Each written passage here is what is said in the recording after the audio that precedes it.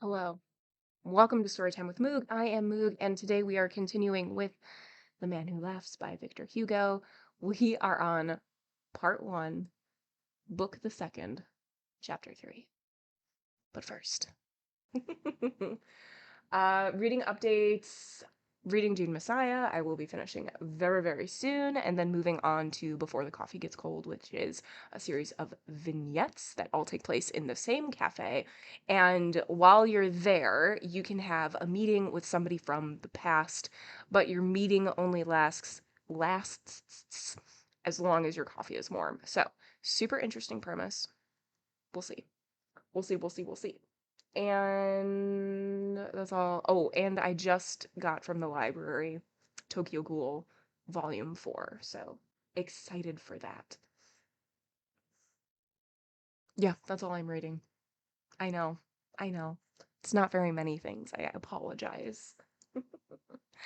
But today, going through The Man Who Laughs by Victor Hugo.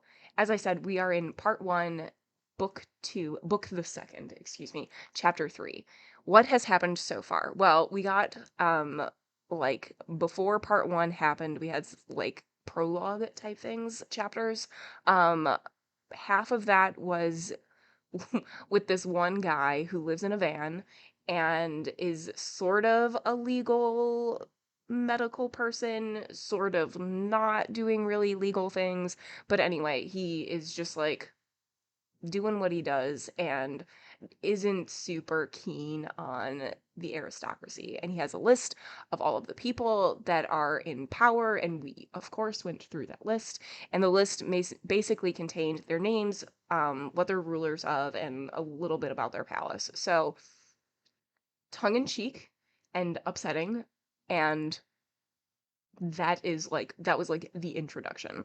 And then the second part of the prologue was about this group called the Comprachicos, and they are a group not based on like it's not like a country-based group. It's just a bunch of different people from a bunch of different countries with all who all have one goal in mind. And what they do is they legally purchase children from people and from parents, presumably, and they mutilate these children and then sell them to the aristocracy for entertainment purposes.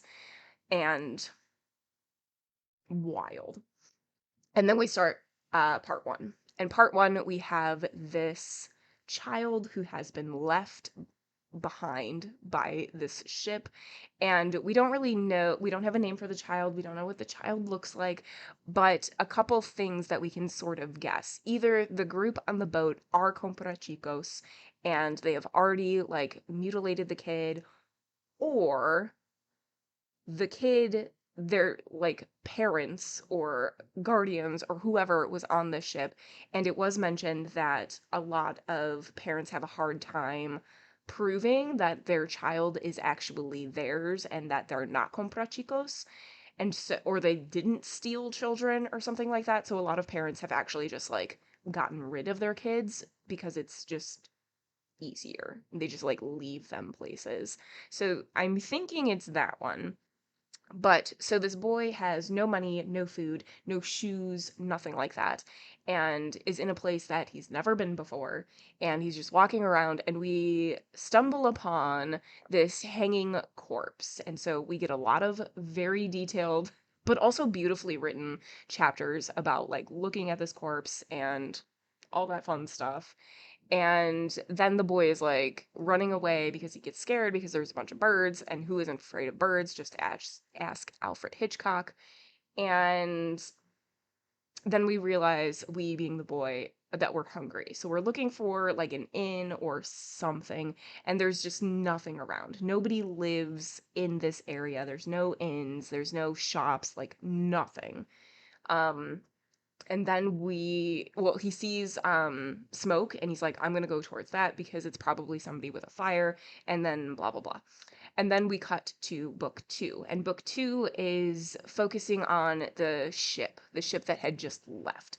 And we still don't really know that much about them. We know that there are 10 people and I think it said that 7 of them are passengers and 3 of them are crew. Totally could have gotten the numbers wrong. I don't remember. But they talk about each one sort of and say like where they're from and give sort of like a vibe on them. And they are basically heading into a really big storm unknowingly. And I think, let me double check, but I think that might be where we left off. Yes. Well, and they like focus on this one old man with like a sombrero looking hat, but we don't really know anything about him. So, let's do it. Part 1, Book the Second, Chapter 3. Troubled Men on the Troubled Sea. 2 men on board the craft were absorbed in thought. The old man and the skipper of the hooker, who must not be mistaken for the chief of the band. The captain was occupied by the sea, the old man by the sky. The former did not lift his eyes from the water. The latter kept watch on the firmament. The skipper's anxiety was the state of the sea. The old man seemed to suspect the heavens. He scanned the stars through every break in the clouds. It was the time when day still lingers, but some few stars begin faintly to pierce the twilight. The horizon was singular. The mist upon it varied.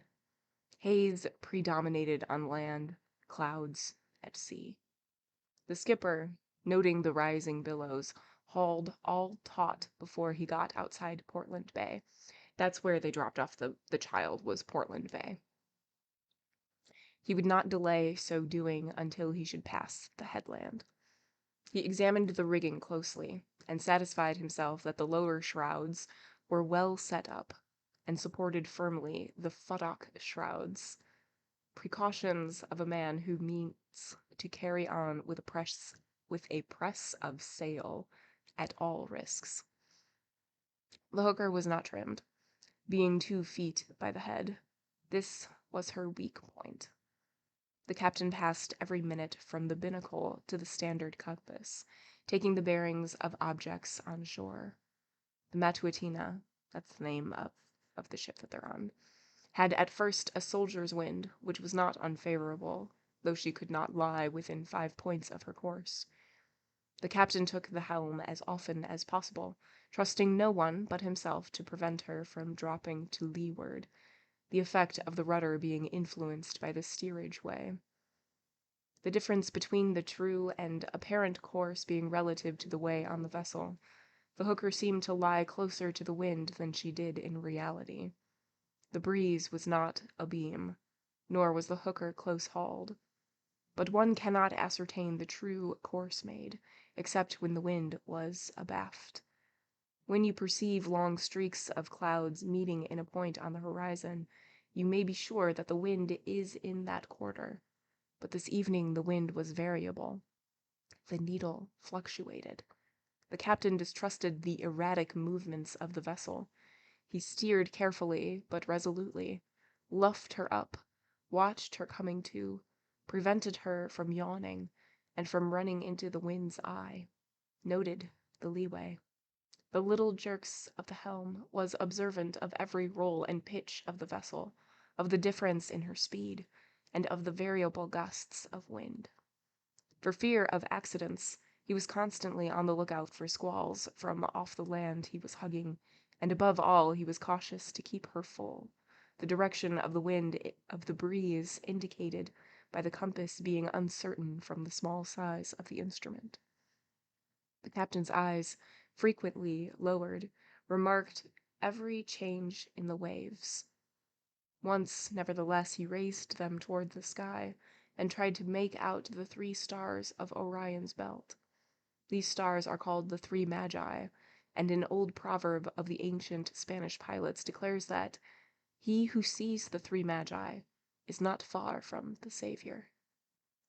This glance of the captain's tallied with an aside growled out at the other end of the vessel by the old man. We don't even see the pointers, nor the star, and Hari's, red as he is, not one is distinct. No care troubled the other fugitives.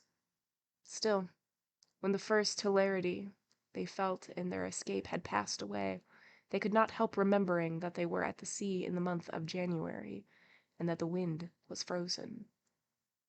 It was impossible to establish themselves in the cabin. It was much too narrow, and too much encumbered by bales and baggage. The baggage belonged to the passengers, the bales to the crew, for the hooker was no pleasure boat, and was engaged in smuggling. The passengers were obliged to settle themselves on deck, a condition to which these wanderers easily resigned themselves. Open-air habits make it simple for vagabonds to arrange themselves for the night. The open air, la belle étoile, is their friend, and the cold helps them sleep, sometimes die. This night, as we have seen, there was no open air. The Languedocian and the Genoese, while waiting for supper, rolled themselves up near the women at the foot of the mast in some tarpaulin which the sailors had thrown them. The old man remained at the bow, motionless, and apparently insensible to the cold. The captain of the hooker, from the helm where he was standing, uttered a sort of guttural call somewhat like the cry of the American bird called the exclaimer. At his call the chief of the brand drew near, and the captain addressed him thus. Echico Juana? These two words, which mean tiller of the mountain, form with the old Canterbury a solemn preface to any subject which should command attention. Then the captain pointed the old man out to the chief, and the dialogue continued in Spanish. It was not, indeed, a very correct dialect, being that of the mountains. Here are the questions and the answers. Echico Juana, ¿qué es este hombre? Un hombre. ¿Qué lenguas habla? Todas.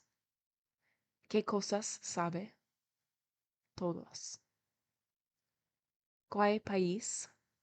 Ningún y todos. ¿Cuál Dios? Dios. ¿Cómo te llamas? El tonto. ¿Cómo dices que le llamas? El sabio. En vuestra tropa, ¿qué estás? ¿Qué está? Está lo que está. El jefe? No. Pues, ¿qué está? La alma. There's a footnote right after that, and it says, okay, cool. It has the questions and the answers translated. So, Tiller of the Mountain, who is that man? A man. What tongue does he speak? All. What things does he know? All.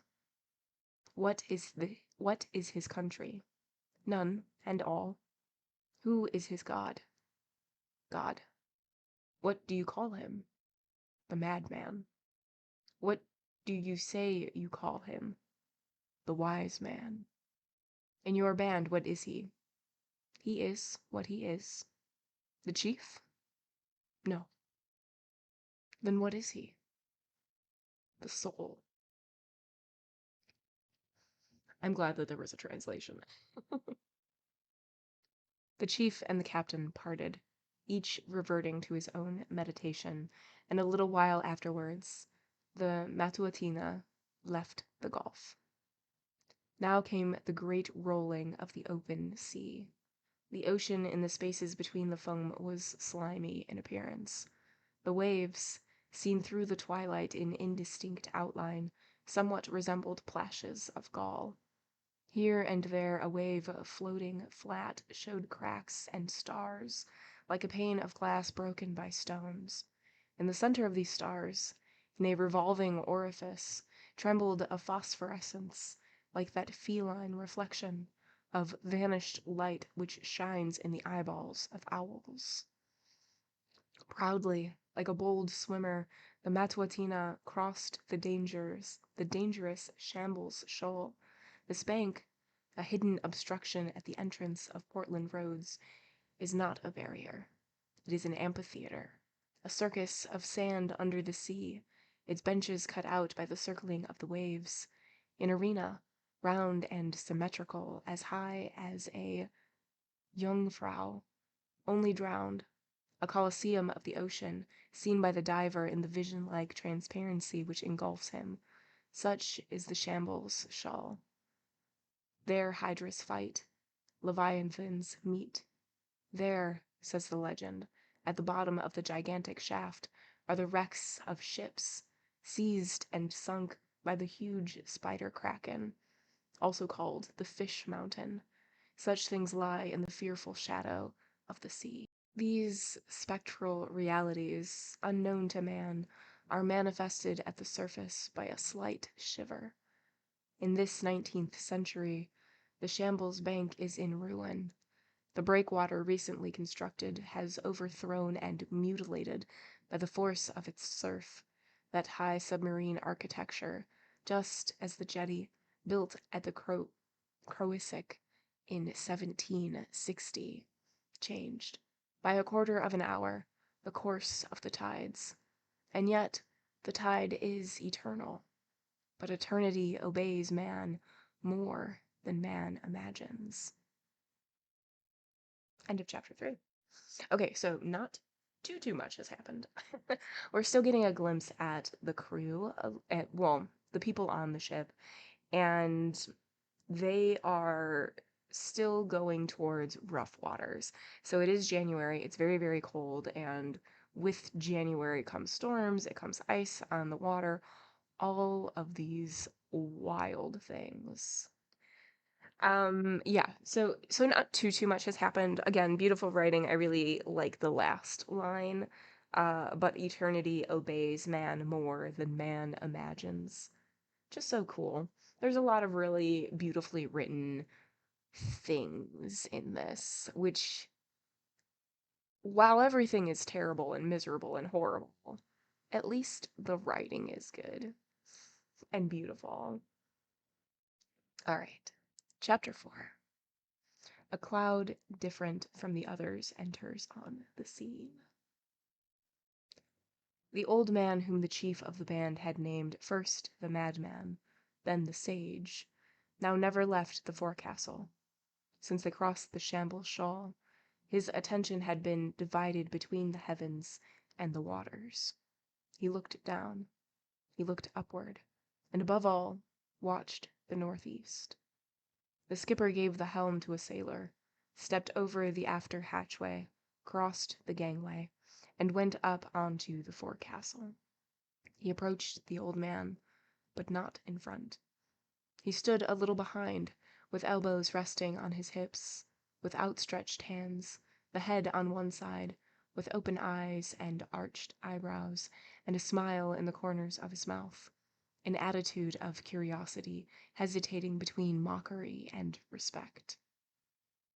The old man, either that it was his habit to talk to himself, or that hearing someone behind incited him to speech, began to soliloquize while he looked into space. The meridian, from which the right ascension is calculated, is marked in this century by 4 stars, the polar, Cassiopeia's chair, Andromeda's head, and the star Algenib. Astronomers everywhere are so upset with me. Which is the Pegasus. But there is not one visible. These words followed each other mechanically, confused, and scarcely articulated, as if he did not care to pronounce them. They floated out of his mouth and dispersed. Soliloquy is the smoke exhaled by the inmost fires of the soul. The skipper broke in. "My lord." The old man, perhaps rather deaf as well as very thoughtful, went on. "Too few stars and too much wind. The breeze continually changes its direction and blows inshore, thence it rises perpendicularly. This results from the land being warmer than the water. Its atmosphere is lighter. The cold and dense wind of the sea rushes in to replace it. From this cause, in the upper region, the wind blows towards the land from every quarter. It would be advisable to make long tacks between the true and apparent parallel. When the latitude by observation differs from the latitude by dead reckoning by not more than 3 minutes in 30 miles, or by 4 minutes in 60 miles, you are in the true course. The skipper bowed, but the old man saw him not. The latter, who wore what resembled an Oxford or a Göttingen university gown, did not relax his haughty and rigid attitude. He observed the waters as a critic of waves and of men. He studied the billows, but almost as if he was about to demand his turn to speak amidst their turmoil and teach them something. There was in him both pedagogue and soothsayer. He seemed an oracle of the deep. He continued his soliloquy, which was perhaps intended to be heard. We might strive if we had a wheel instead of a helm. With a speed of 12 miles an hour, a force of 20 pounds exerted on the wheel produces 300,000 pounds effect on the course, and more too. For in some cases, with the double block and runner, they can get 2 more revolutions. The skipper bowed a second time and said, "My lord." The old man's eyes rested on him. He had turned his head without moving his body. "Call me doctor." "Master Doctor, I am the skipper." "Just so," said the doctor. The doctor, as henceforward we shall call him, appeared willing to converse. "Skipper, have you an English sextant?" "No." "Without an English sextant you cannot take in altitude at all." "The Basques," replied the captain, "took altitudes before there were any English." "Be careful you are not taken aback. I keep her away when necessary." "Have you tried how many knots she is running?" "Yes." "When?" "Just now." "How?" "By the log." "Did you take the trouble to look at the triangle?" "Yes." "Did the sand run through the glass in exactly 30 seconds?" "Yes." "Are you sure that the sand has not worn the hole between the globes?" "Yes." "Have you proved the sand glass by the oscillations of a bullet?" "Suspended by a rope yarn drawn out from the top of a coil of soaked hemp?" "Undoubtedly." "Have you waxed the yarn lest it should stretch?" "Yes." "Have you tested the log?" "I tested the sand glass by the bullet and checked the log by a round shot." "Of what size was the shot?" 1 foot in diameter." "Heavy enough?" "It is an old round shot of our war hooker, La Casse de Pargrand." "Which is in the Armada?" "Yes." "And which carried 600 soldiers, 50 sailors, and 25 guns." "Shipwreck knows it." "How did you compute the resistance of the water to the shot?" "By means of a German scale." "Have you taken into account the resistance of the rope supporting the shot to the waves?" "Yes." "What was the result?" "The resistance of the water was 170 pounds. That's to say, she is running 4 French leagues an hour." "And 3 Dutch leagues."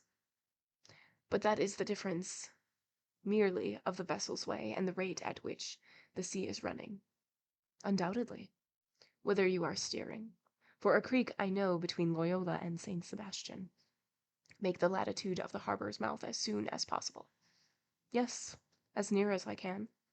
"Beware of gusts and currents. The first cause the second." "Traidores."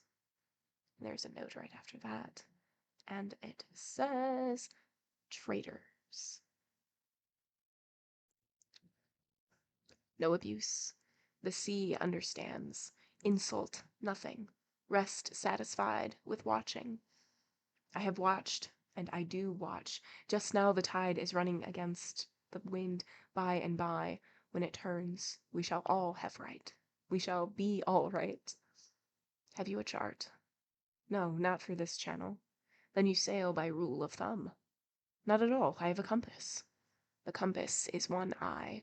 The chart is another. A man with one eye can see.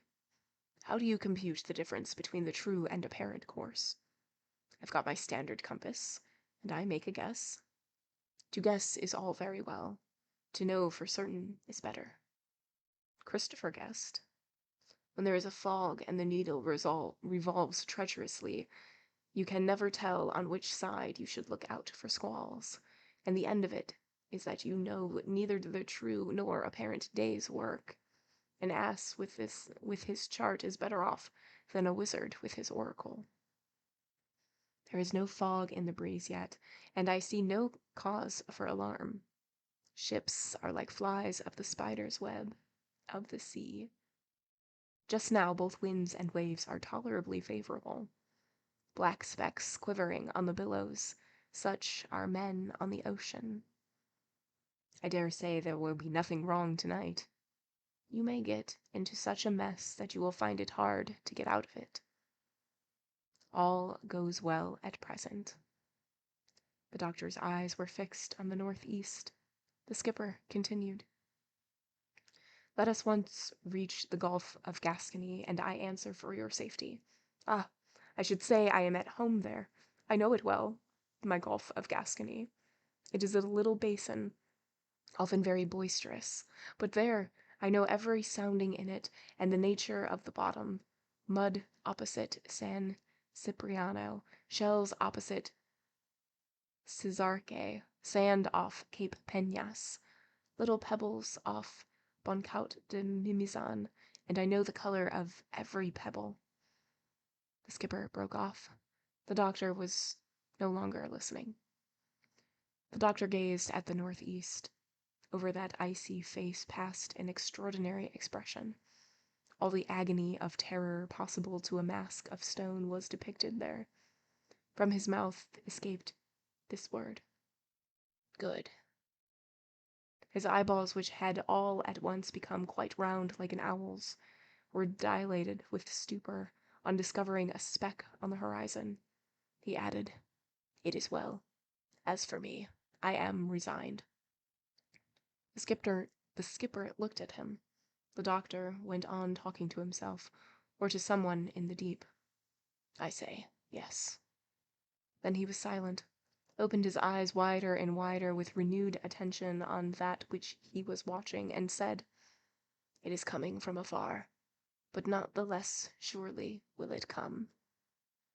The arc of the horizon which occupied the visual rays and thoughts of the doctor, being opposite to the west, was illuminated by the transcendent reflection of twilight, as if it were day. This arc, limited in extent and surrounded by streaks of grayish vapor, was uniformly blue, but of a leaden rather than cerulean blue.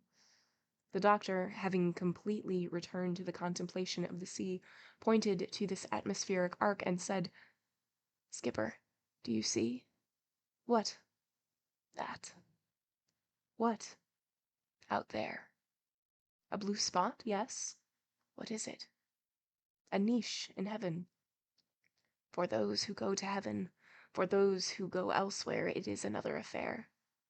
And he emphasized these enigmatical words with an appalling expression which was unseen in the darkness.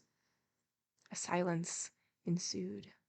The skipper, remembering the two names given by the chief to this man, asked himself the question, is he a madman? Or is he a sage? The stiff and bony finger of the doctor remained immovably pointing, like a signpost, to the misty blue spot in the sky. The skipper looked at this spot. "In truth," he growled out, "it is not sky, but clouds." "A blue cloud is worse than a black cloud," said the doctor, "and," he added, "it's a snow cloud." "La nube de la nieve," said the skipper, as if trying to understand the word better by translating it. "Do you know what a snow cloud is?" asked the doctor. No, you'll know by and by. The skipper again turned his attention to the horizon. Continuing to observe the cloud, he muttered between his teeth. 1 month of squalls, another of wet, January in its gales, February with its rains. That's all the weather we Asturians get. Our rain even is warm. We've no snow but on the mountains. I look out for the avalanche. The avalanche is no respecter of persons. The avalanche is a brute. And the waterspout is a monster, said the doctor, adding after a pause. Here it comes, he continued. Several winds are getting up together, a strong wind from the west and a gentle wind from the east. That last is a deceitful one, said the skipper. The blue cloud was growing larger. If the snow, said the doctor, is appalling when it slips down the mountain, think what it is when it falls from the pole. His eye was glassy. The cloud seemed to spread over his face and simultaneously over the horizon. He continued, in musing tones, every minute the fatal hour draws nearer. The will of heaven is about to be manifested. The skipper asked himself again this question. Is he a madman? Skipper, began the doctor, without taking his eyes off the cloud, have you often crossed the channel? This is the first time. The doctor, who was absorbed by the blue cloud and who, as a sponge can take up but a definite quantity of water, had but a definite measure of anxiety, displayed no more emotion at this answer of the skipper than was expressed by a slight shrug of his shoulders. How was that? Master Doctor, my usual cruise is to Ireland. I sail from Fontarabia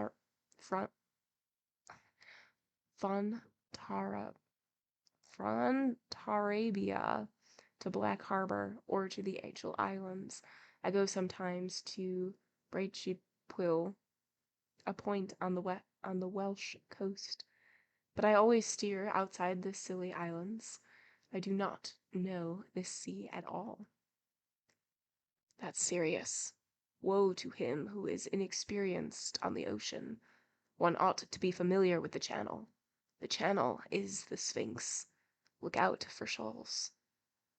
We are in 25 fathoms here. We ought to get into 55 fathoms to the west, and avoid even 20 fathoms to the east. We'll sound as we get on. The channel is not an ordinary sea. The water rises 50 feet with the spring tides and 25 with neap tides. Here we are in slack water. I thought you looked scared. We'll sound tonight. To sound, you must heave to, and that you cannot do. Why not? On account of the wind. We'll try. The squall is close on us. We'll sound, Master Doctor. You could not even bring to. Trust in God. Take care what you say. Pronounce not lightly that awful name.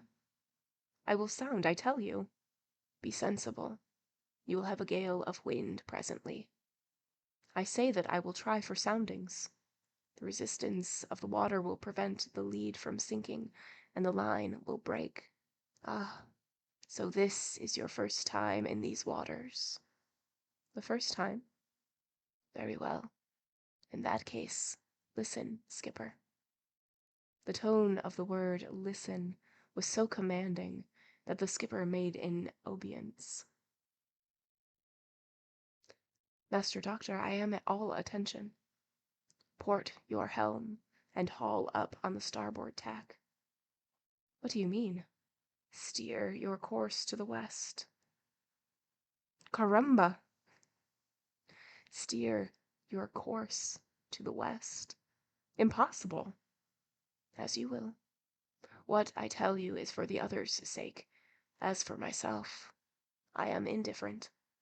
But, Master Doctor, steer west. Yes, skipper. The wind will be dead ahead. Yes, skipper. She'll pitch like the devil. Moderate your language. Yes, skipper. The vessel would be in irons. Yes, skipper. That means very likely the mast will go. Possibly. Do you wish me to steer west? Yes. Well, I cannot. In that case, settle your reckoning with the sea. The wind ought to change. It will not change all night. Why not? Because it is a wind 1,200 leagues in length. Make headway against such a wind. Impossible. To the west, I tell you. I'll try, but in spite of everything, she will fall off. That's the danger. The wind sets us to the east. Don't go to the east. Why not? Skipper, do you know what it is for us, the word of death? No. Death is the east. I'll steer west.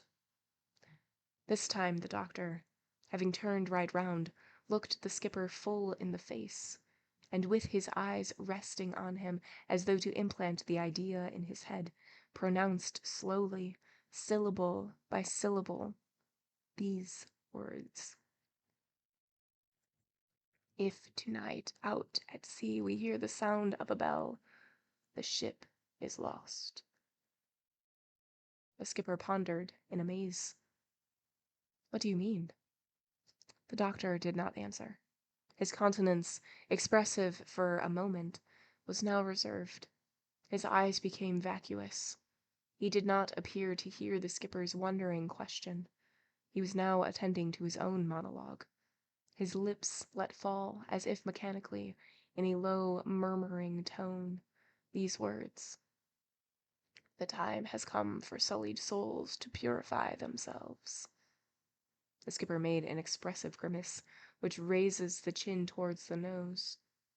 He is more madman than sage, he growled and moved off.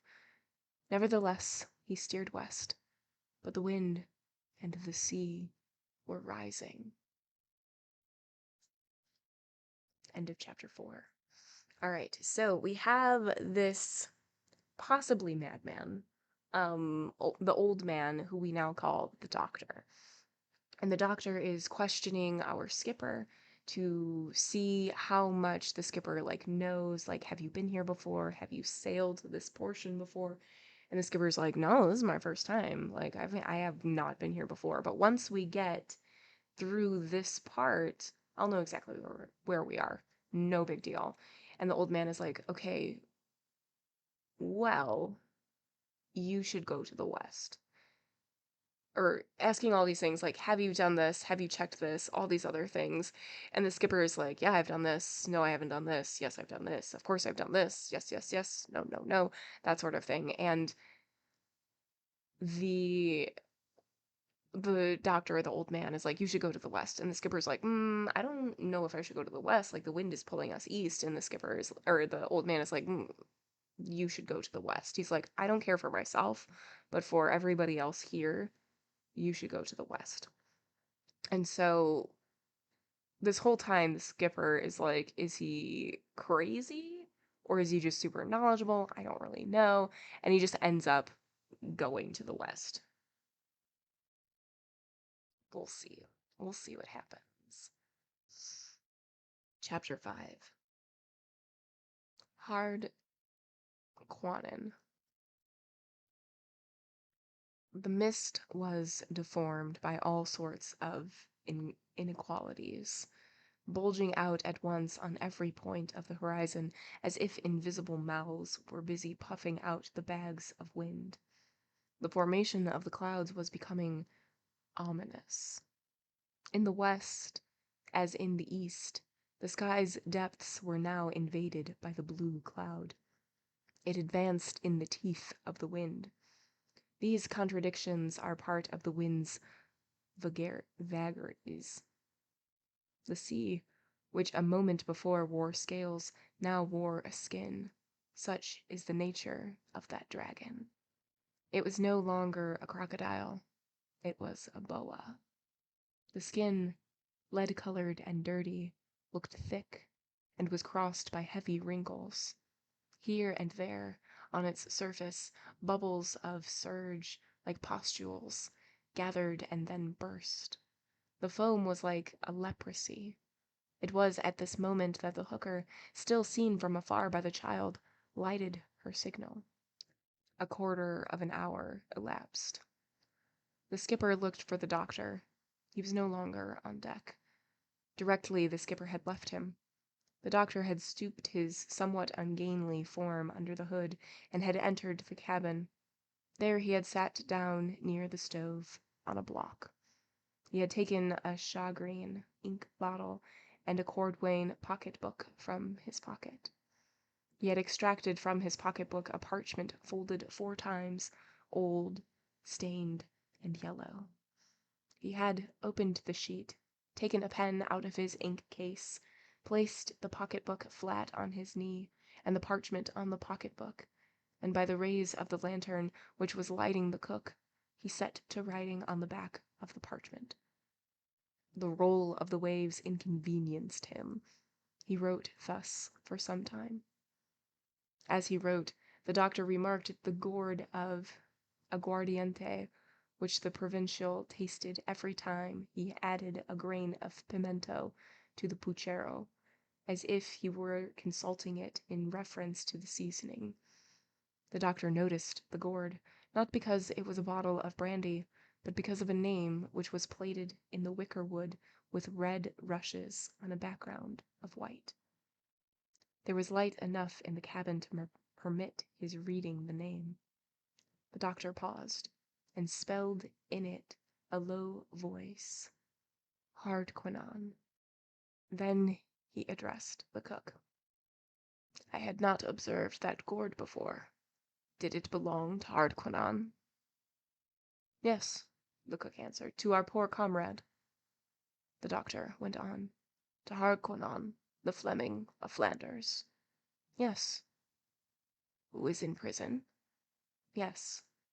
In the dungeon at Chatham.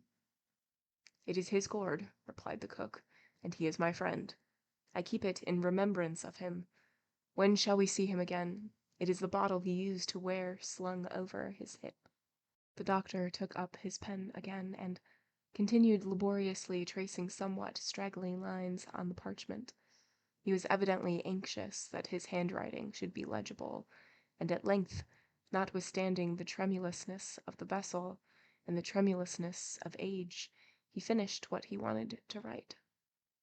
It was time, for suddenly a sea struck the craft. A mighty rush of waters besieged the hooker, and they felt her break into that fearful dance in which ships lead off with the tempest. The doctor arose and approached the stove, meeting the ship's motion with his knees dexterously bent, dried as best he could, at the stove where the pot was boiling, the lines he had written, refolded the parchment in the pocket-book, and replaced the pocket-book in the inkhorn in his pocket. The stove was not the least ingenious piece of interior economy in the hooker. It was judiciously isolated. Meanwhile, the pot heaved. The provincial was watching it. Fish broth, he said. For the fishes, replied the doctor. Then he went on deck again. End of chapter 5. Okay, so we have the doctor who was no longer, like, above on the ship. He is now down, like, in the kitchen, I guess, with the cook, and he is writing on this very, very old parchment. And he notices a gourd, and he recognizes it and asks the cook if it is from this one very specific person, and the cook is like, yep. And the doctor just sort of, like, is asking clarifying questions, like, to make sure that it's the same person, I guess. And the cook is like, yes, from that very person. Yes, it is this gourd, blah, blah, blah. And then the doctor finishes writing, packs up the little parchment and ink, puts it back in the pocket. Not too much happened in this chapter. Chapter 6. They think that help is at hand. Through his growing preoccupation, the doctor, in some sort, reviewed the situation, and anyone near to him might have heard these words drop from his lips. Too much rolling, and not enough pitching. They recalled to himself, then recalled to himself by the dark workings of his mind, he sank again into thought, as a miner into his shaft. His meditation in no wise interfered with his watch on the sea. The contemplation of the sea is in itself a reverie. The dark punishment of the waters, eternally tortured, was commencing. A lamentation arose from the whole main. Preparations, confused and melancholy, were forming in space. The doctor observed all before him, and lost no detail. There was, however, no sign of scrutiny in his face. One does not scrutinize hell. A vast commotion, yet half latent, but visible through the turmoils in space, increased and irritated more and more the winds, the vapors, the waves. Nothing is so logical and nothing appears so absurd as the ocean. Self-dispersion is the essence of its sovereignty, and is one of the elements of its redundance. The sea is ever for and against. It knots that it may unravel itself. One of its slopes attacks, the other relieves. No apparition is so wonderful as the waves. Who can paint the alternating hollows and promontories, the valleys, the melting bosoms, the sketches? How render the thickets of foam, blending of mountains and dreams? The indescribable is everywhere there, in the rending, in the frowning, in the anxiety, in the perpetual contradiction, in the chiaroscuro, in the pendants of the cloud, in the keys of the ever-open vault, in the disaggregation without rupture, in the funeral tumult caused by all that madness. The wind had just set north. Its violence was so favorable and so useful in driving them away from England that the captain of the Matutina had made up his mind to set all sail. The hooker slipped through the foam as at the gallop. The wind, right aft, bounding from wave to wave in an odd frenzy. The fugitives were delighted and laughed. They clapped their hands, applauded the surf, the sea, the wind, the sails, the swift progress, the flight, all unmindful of the future. The doctor appeared not to see them, and dreamt on. Every vestige of day had faded away. This was the moment when the child, watching from the distant cliff, lost sight of the hooker. Up to then his glance had remained fixed and, as it were, leaning on the vessel. What part had that look in fate? When the hooker was lost to sight in the distance, and when the child could no longer see aught, the child went north, and the ship went south. All were plunged into darkness. End of chapter 6. So we're getting this very, we know that they're going into a storm.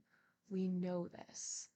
We have this almost calm, but unease in the calm. The doctor is, knows that it's coming and is prepared for it. But this whole time, the vibe and the way that everything is written is very much a storm is coming. Be prepared type of a thing. So again, not too much has happened. And again, we get the look to see, yes, the child at this point can still see the ship. And when we were with the child in the kids portion of this timeline section, I think it's before he sees the body. So I just like that gentle reminder to be like, and this is the point when the kid lost sight. And they both go their own way, and both of them are going into darkness. The kid has no idea where he's going. And it's nighttime. And the ship is going into this storm. Very exciting. Chapter 7. Superhuman Horrors. On their part, it was with wild jubilee and delight that those on board the hooker saw the hostile land recede and lessen behind them. By degrees the dark ring of ocean rose higher, dwarfing in twilight Portland, Purbeck, Tyneham, Kimmeridge, the Matravers, the long streaks of dim cliffs, and the coast dotted with lighthouses. England disappeared. The fugitives had saw nothing round them but the sea. All at once night grew awful. There was no longer extent nor space. The sky became blackness, and closed in round the vessel. The snow began to fall slowly. A few flakes appeared. They might have been ghosts. Nothing else was visible in the course of the wind. They felt as if yielded up. A snare lurked in every possibility. It is in this cavernous darkness that in our climate the polar waterspout makes its appearance. A great muddy cloud, like to the belly of a hydra, hung over ocean, and in places its lividity adhered to the waves.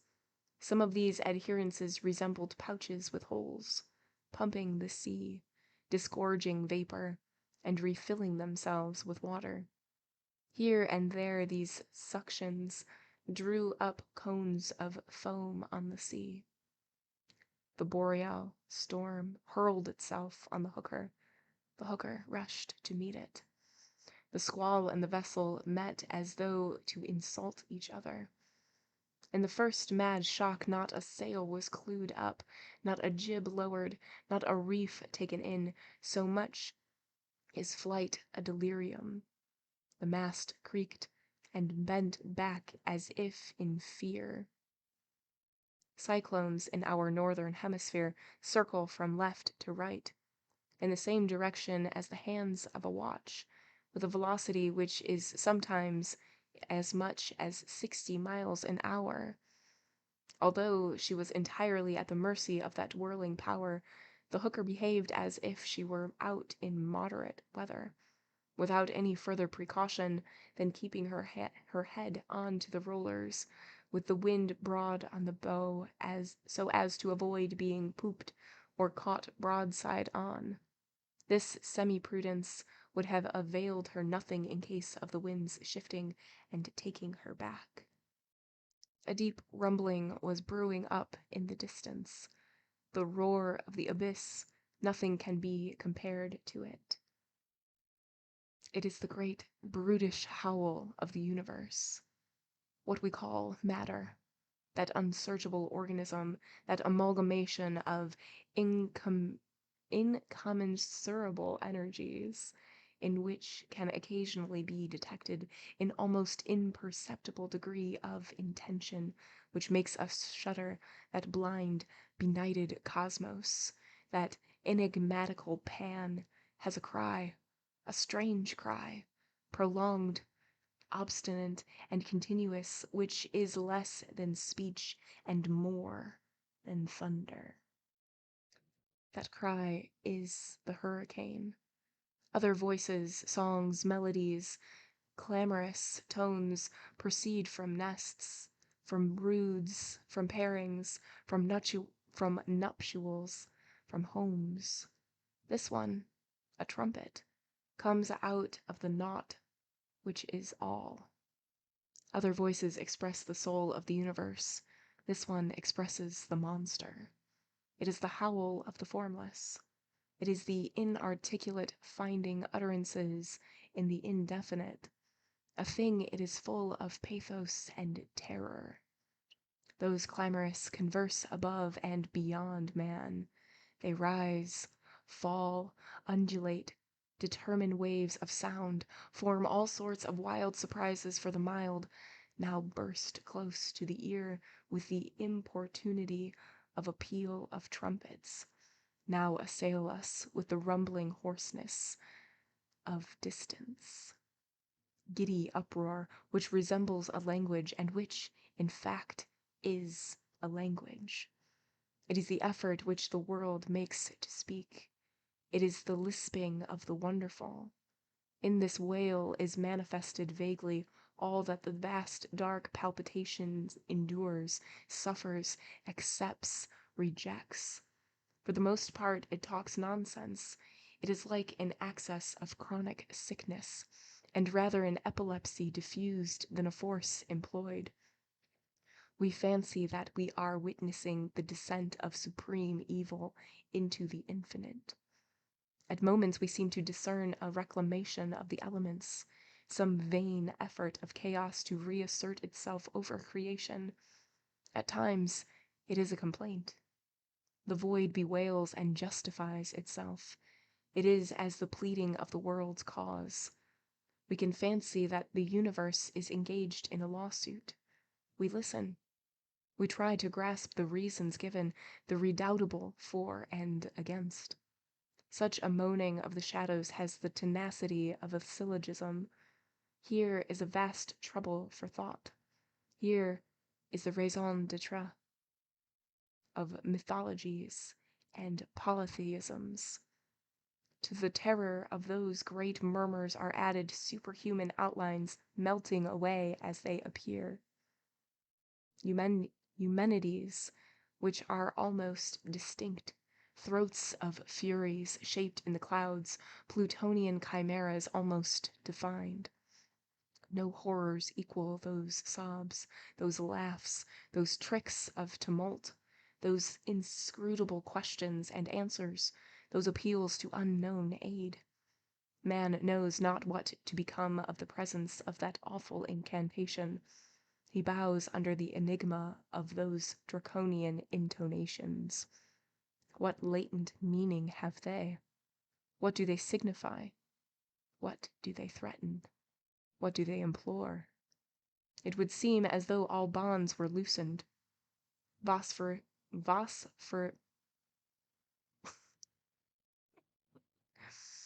getting too excited and words are hard. Vociferations from precipice to precipice, from air to water, from the wind to the wave, from the rain to the rock, from the zenith to the nadir, from the stars to the foam, the abyss unmuzzled, such is that tumult, complicated by some mysterious strife with evil consciousness. The loquacity of night is not less lugubrious than its silence. One feels in it the anger of the unknown.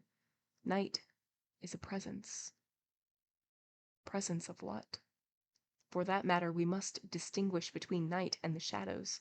In the night there is the absolute, in the darkness the multiple. Grammar, logic as it is, admits of no singular for the shadows. The night is one. The shadows are many. And there's a footnote right there, and it says, the above is a very inefficient and rather absurd translation of the French. It turns upon the fact that in the French language, the word for darkness is plural. And that is a note from the translator.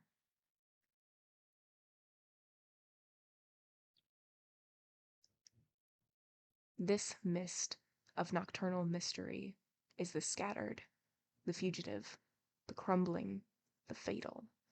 One feels earth no longer, one feels the other reality. In the shadow, infinite and indefinite, lives something or someone, but that which lives there forms part of our death. After our earthly passage, when that shadow shall be light for us, the life which is beyond our life shall seize us. Meanwhile, it appears to touch and try us. Obscurity is a pressure. Night is, as it were, a hand placed on our soul. At certain hideous and solemn hours we feel that which is beyond the wall of the tomb encroaching on us. Never does this proximity of the unknown seem more imminent than in storms at sea. The horrible combines with the fantastic, the possible interrupter of human actions. The old cloud compeller has it in his power to mold, in whatever shape he chooses, the inconsistent element, the limitless incoherence, the force diffused and undecided of aim. That mystery, the tempest, every instant accepts and executes some unknown changes of will, apparent or real. Poets have, in all ages, called this the caprice of the waves, but there is no such thing as caprice. The disconcerting enigmas which in nature we call caprice, and in human life chance, are splinters of a law revealed to us in glimpses. End of chapter 7. So, very fancy, very highfalutin literature going on here. Basically, to say the storm is here, the waves are getting wilder, and buckle up. All of that in very fancy, very beautiful, very eloquent language. But that's basically it. Storm is here. All right, chapter 8. Nix and Nox. And I'm sure that that's not how you pronounce it. It's fine. It's fine. The characteristic of the snowstorm is its blackness. Nature's habitual aspect during a storm, the earth or sea black and the sky pale, is reversed. The sky is black, the ocean white, foam below, darkness above, a horizon walled in with smoke, a zenith roofed with crape. The tempest resembles a cathedral hung with mourning, but no light in that cathedral, no phantom lights on the crests of the waves, no spark, no phosphorescence, naught but a huge shadow. The polar cyclone differs from the tropical cyclone, inasmuch as the one sets fire to every light, and the other extinguishes them all. The world is suddenly converted into the arched vault of a cave.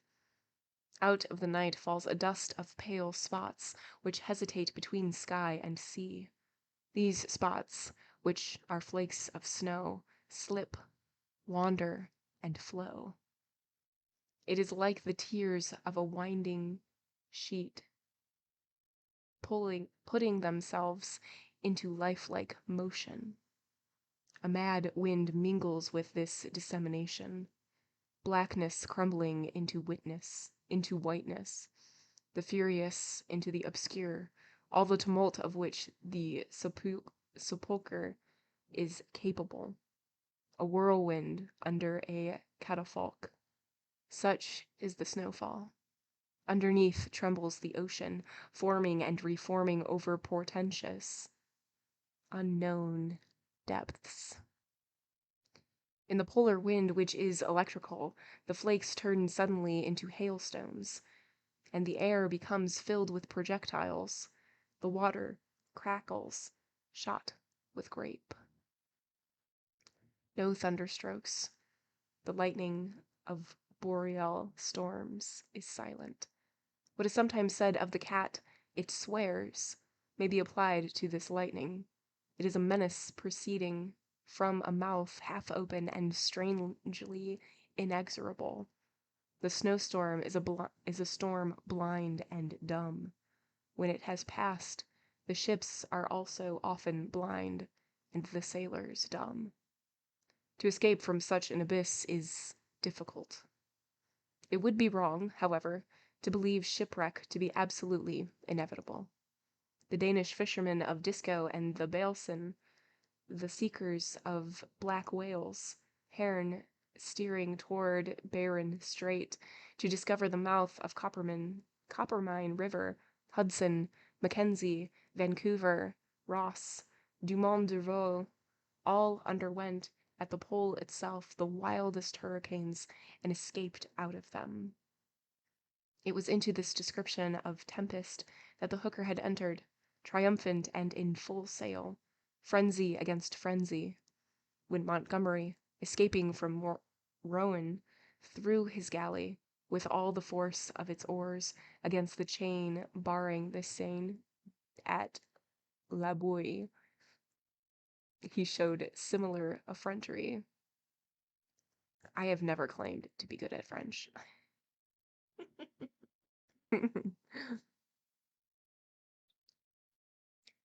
The Matutina sailed on fast. She bent so much under her sails that at moments she made a fearful angle with the sea of 15 degrees, but her good-bellied keel adhered to the water as if glued to it. The keel resisted the grasp of the hurricane.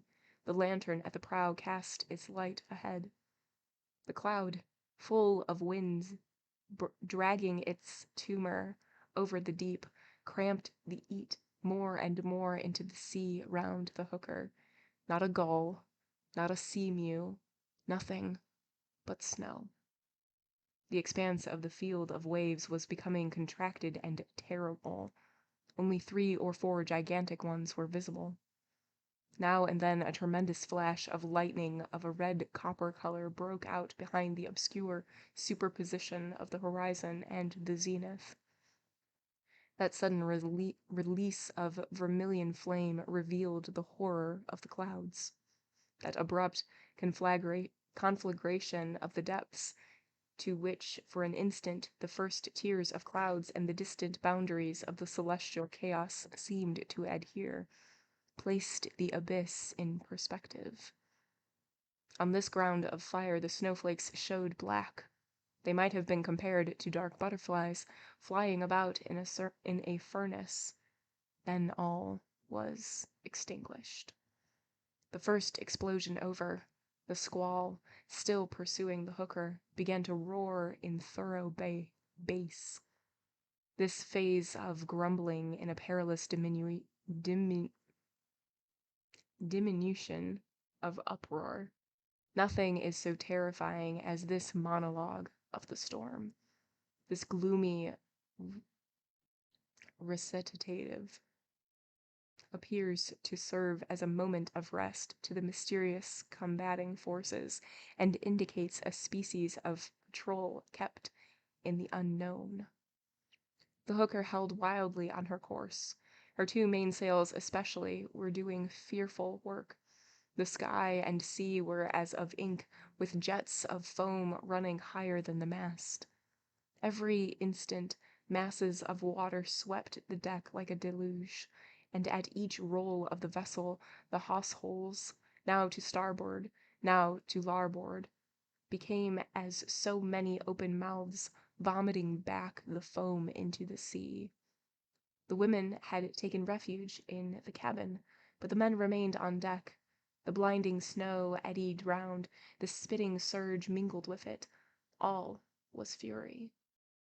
At that moment, the chief of the band, standing abaft on the stern frames, holding on with one hand to the shrouds, and with the other taking off the kerchief he wore round his head and waving it in the air like the lantern, happy and arrogant, with pride in his face, and his hair in wild disorder, intoxicated by all the darkness, cried out, "We are free!" "Free! Free! Free!" echoed the fugitives, and the band, seizing hold of the rigging, rose up on the deck. "Hooray!" shouted the chief, and the band shouted into the storm, "Hooray!" Just as this clamor was dying away in the tempest, a loud, solemn voice rose from the other end of the vessel, saying, "Silence!" All their heads turned. The darkness was thick, and the doctor was leaning against the mast so that he seemed part of it, and they could not see him. The voice spoke again. Listen. All were silent. Then did they distinctly hear through the darkness the toll of the bell. Uh-ohs. That's the end of chapter 8. So, uh-ohs, because the doctor said, if we hear the toll of the bell, that's it. That's the end for us. And they just heard it. So everybody is cheering because they think that they got out of the worst of it and that it'll be smooth sailing from here on out, but no. No, no, no, no, no. I heard the bell. Oof. All right. Chapter 9. The charge confided to a raging sea. The skipper at the helm burst out laughing. A bell? That's good. We are on the larboard tack. What does the bell prove? Why, that we have land to starboard? The firm and measured voice of the doctor replied, You have not land to starboard. But we have, shouted the skipper. No. But that bell tolls from the land. That bell, said the doctor, tolls from the sea. A shudder passed over these daring men. The haggard faces of the two women appeared above the companion like two hobgoblins conjured up. The doctor took a step forward, separating his tall form from the mast. From the depth of the night's darkness came the toll of the bell. The doctor resumed. There is in the midst of the sea, halfway between Portland and the Channel Islands, a buoy. Placed there is as a caution. That buoy is moored by chains to the shoal and floats on the top of the water. On the buoy is fixed an iron trestle, and across the trestle a bell is hung. In bad weather, heavy seas toss the buoy, and the bell tolls. That is the bell you hear. The doctor paused to allow an extra violent gust of wind to pass over, waited until the sound of the bell reasserted itself, and then went on. To hear that bell in a storm, when the nor'wester is blowing, is to be lost. Wherefore? For this reason. If you hear the bell, it is because the wind brings it to you, but the wind is nor'westerly, and the breakers of Argony lie east. You hear the bell only because you are between the buoy and the breakers. It is on those breakers the wind is driving you. You are on the wrong side of the buoy. If you were on the right side, you would be out to sea on a safe course, and you would not hear the bell. The wind would not convey the sound to you. You would pass close to the buoy without knowing it. We are out of our course. That bell is shipwreck sounding the tocsin. Now, look out. As the doctor spoke, the bell, soothed by a lull of the storm, rang slowly, stroke by stroke, and its intermitting toll seemed to testify to the truth of the old man's words. It was as the knell of the abyss. All listened breathless, now to the voice, now to the bell. End of chapter 9. Just like the doctor ordered, they heard the bell, and that means death, or that they're going to be lost forever. Um, cool. And the doctor explains, like, no, you silly, silly skipper. This bell is not on land. It does not signify that we are near land. This bell is in the middle of the ocean, and we are hearing it because we are on the wrong side. We're hearing it because the wind is nor'westerly. If we were on the right side and on our course, we wouldn't hear it. We probably wouldn't even see it. But all is lost. That's cool. That's pretty cool. I like that. I like it. Chapter 10. The Colossal Savage, the Storm. Here we go. We're storming over here. In the meantime, the skipper had caught up his speaking trumpet. Strike every sail, my lad. Let go the sheets, man the downhauls, lower ties and brails. Let us steer to the west. Let us regain the high sea. Head for the buoy. Steer for the bell. There's an offing down there. We've yet a chance. Try, said the doctor. Let us remark here, by the way, that this ringing buoy, a kind of bell tower on the deep, was removed in 1802. There are yet alive very old mariners who remember hearing it. It forewarned, but rather too late. The orders of the skipper were obeyed. The Languedocian made a third sailor. All bore a hand. Not satisfied with brailing up, they furled the sails, lashed the earrings, secured the clew lines, bunt lines, and leech lines, and clapped preventer shrouds on the block straps, which thus might serve as black stays. They fished the mast. They battened down the ports and bull's eyes, which is a method of walling up a ship. These evolutions, though executed in a lubberly fashion, were, nevertheless, thoroughly effective. The hooker was stripped to bare poles, but in proportion as the vessel, stowing every stitch of canvas, became more helpless, the havoc of both winds and waves increased. The seas ran mountains high. The hurricane, like an executioner hastening to his victim, began to dismember the craft. There came, in the twinkling of an eye, a dreadful crash. The topsails were blown from the bolt ropes. The chess trees were hewn asunder. The deck was swept clear. The shrouds were carried away. The mast went by the board. All the lumber of the wreck was flying in shivers. The main shrouds gave out although they were turned in and stoppered to 4 fathoms. The magnetic currents common to snowstorms hastened the destruction of the rigging. It broke as much from the effect of effluvium as the violence of the wind. Most of the chain gear, fouled in the blocks, ceased to work. Forward the bows, aft the quarters, quivered under the terrific shocks. One wave washed overboard the compass and its binnacle. A second carried away the boat, which, like a box slung under a carriage, had been, in accordance with the quaint Asturian custom, lashed to the bowsprit.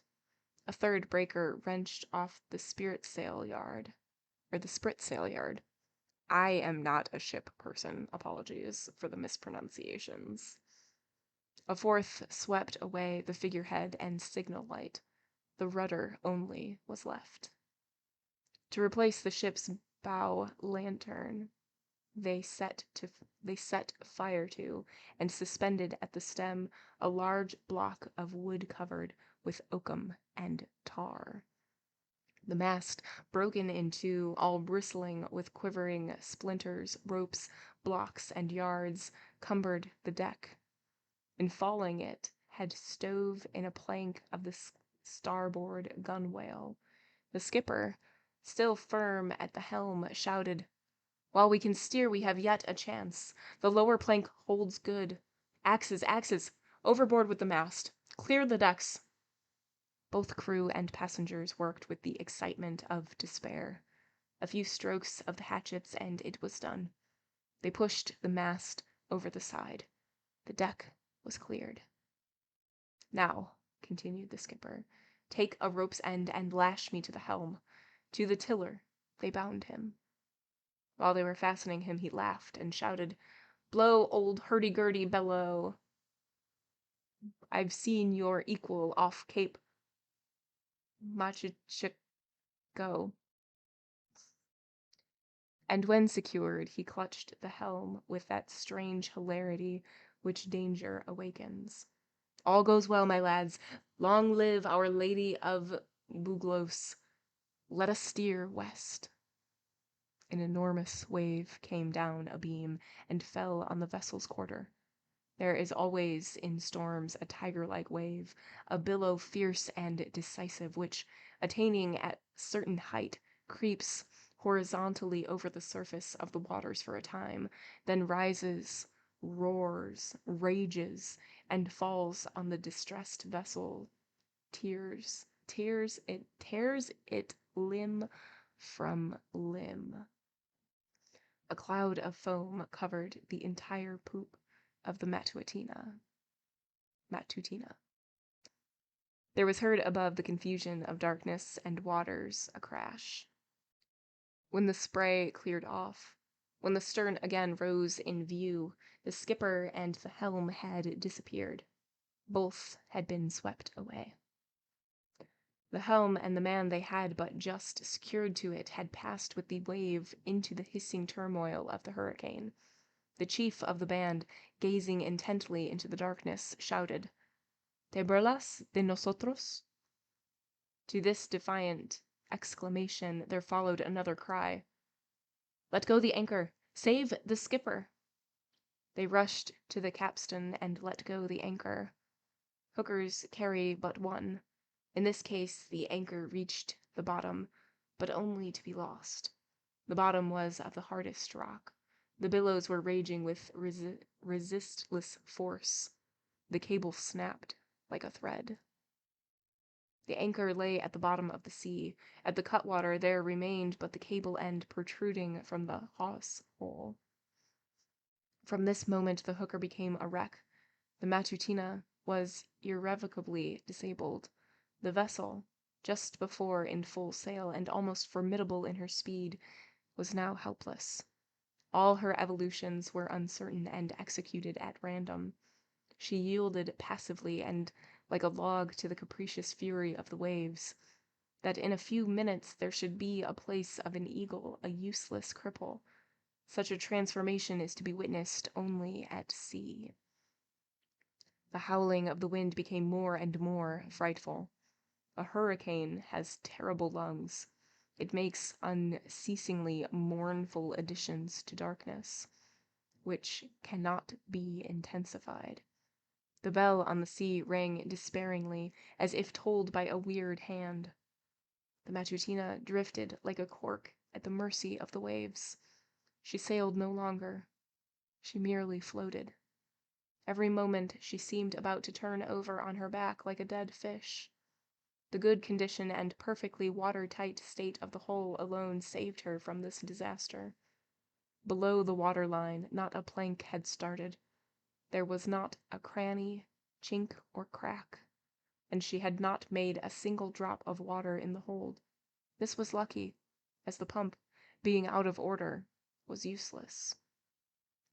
The hooker pitched and roared frightfully in the seething billows. The vessel had throes as of sickness, and seemed to be trying to belch forth the unhappy crew.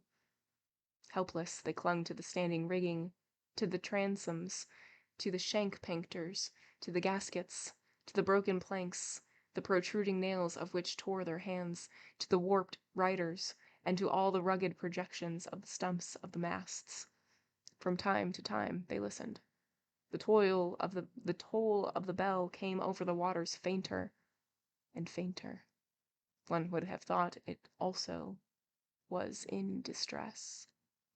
Its ringing was no more than an intermittent rattle. Then this rattle died away. Where were they? At what distance from the buoy? The sound of the bell had frightened them. Its silence terrified them. The northwester drove them forward in perhaps a fatal course. They felt themselves wafted on by maddened and ever-recurring gusts of wind. The wreck sped forward in the darkness. There is nothing more fearful than being hurried forward, blindfold. They felt the abyss before them, over them, under them. It was no longer a run, it was a rush. Suddenly, through the appalling density of the snowstorm, there loomed a red light. "A lighthouse!" cried the crew. End of chapter 10. All right, so now they're like in the storm, and the ship is taking some damage. Damage to the point where the ship, you can't really sail it or steer it or have any control over it anymore. It just floats. The good thing is that the ship has not been damaged to the point where it's taking water, where they're going to be sinking, which is good. One, because then they won't be sinking, but also because their pump is a broken. So now they're just floating along. They hear the bell really far away, and then they don't hear it. So now, not they had sort of an idea of like where to go, and now they have no idea where they are, and they're just lost. And then a lighthouse.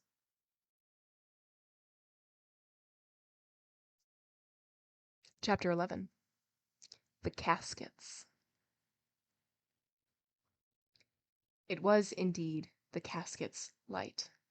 A lighthouse of the 19th century is a high cylinder of masonry, surmounted by scientifically constructed machinery for throwing light.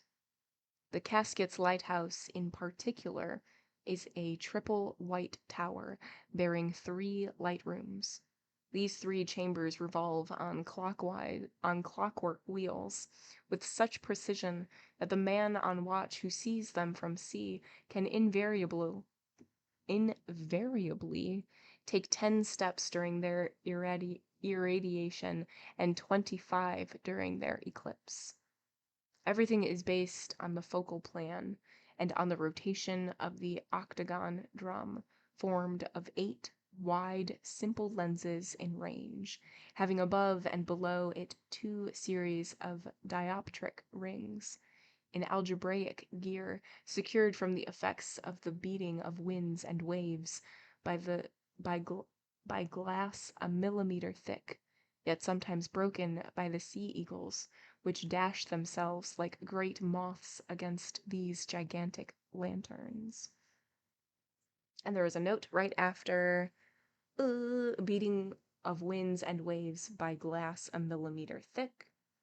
And it says, transcriber's note, the original text refers to vitres épaisses, don't speak French, sorry, thick panes, without specific dimension.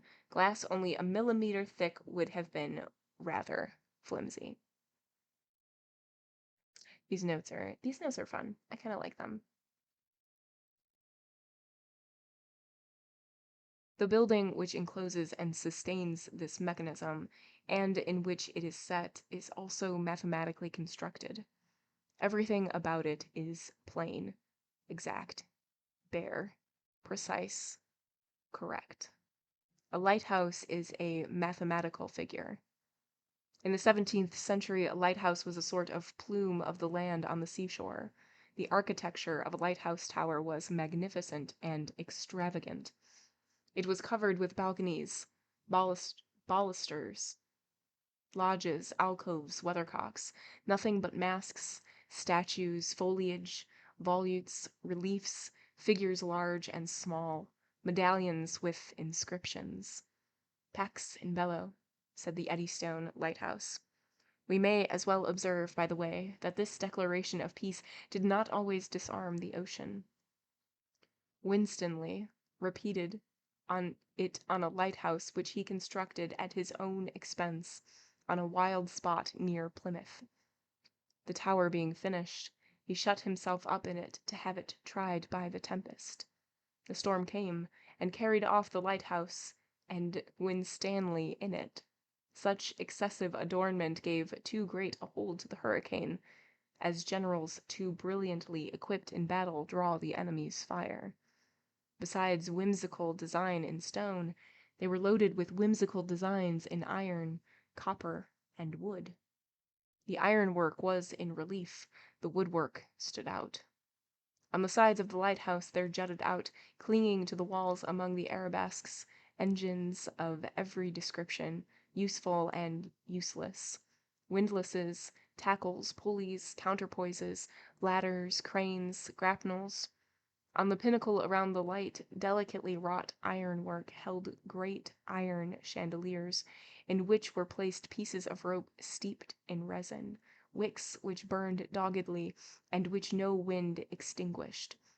And from top to bottom the tower was covered by a complication of sea standards, banderoles, banners, flags, pennons, colors which rose from stage to stage, from story to story, a medley of all hues, all shapes, all heraldic devices, all signals, all confusion, up to the light chamber, making, in the storm, a happy riot of tatters about the blaze. That insolent light on the brink of the abyss showed like a defiance, that inspired shipwrecked men with a spirit of daring. But the casket's light was not after this fashion. It was, at this period, merely an old barbarous lighthouse, such as Henry I had built it after the loss of the White Ship, a flaming pile of wood under an iron trellis, a brazier behind a railing, a head of hair flaming in the wind. The only improvement made in this lighthouse since the 12th century was a pair of forge bellows worked by an indented pendulum and a stone weight, which had been added to the light chamber in 1610. The fate of the seabirds who chanced to fly against these old lighthouses was more tragic than those of our days. The birds dashed against them, attracted by the light, and fell into the brazier, where they could be seen struggling like black spirits in a hell, and at times they would fall back again, between the railings upon the rock, red-hot, smoking, lame, blind, like half-burnt flies out of a lamp. To a full-rigged ship, in good trim, answering readily to the pilot's handling, the casket's light is useful. It cries, "Look out!" It warns her of the shawl. To a disabled ship it is simply terrible. The hull, paralyzed and inert, without resistance, without defense against the impulse of the storm or the mad heaving of the waves, a fish without fins, a bird without wings, can but go where the wind wills. The lighthouse shows the end, points out the spot where it is doomed to disappear, throws light upon the burial. It is the torch of the sepulchre, to light up the inexorable chasm, to warn against the inevitable. What more tragic mockery? End of chapter 11. That was cool. So that chapter was sort of an aside and almost a love letter to lighthouses and how cool they can be, and like we got that cute little like mishap of the one person who made a really awesome lighthouse and decided to stay in it during the storm, and the storm sort of like took the lighthouse away just because of the construction and everything. And then we go back to this impending doom and saying like, yeah, lighthouse is great because it shows you where, the shore is, it helps you so that you can avoid things, but it's only great if you can control your ship, which we know our group cannot. So they're heading toward this lighthouse, unable to move, unable to get out of the way. Oops. Chapter 12. Face to face with the rock.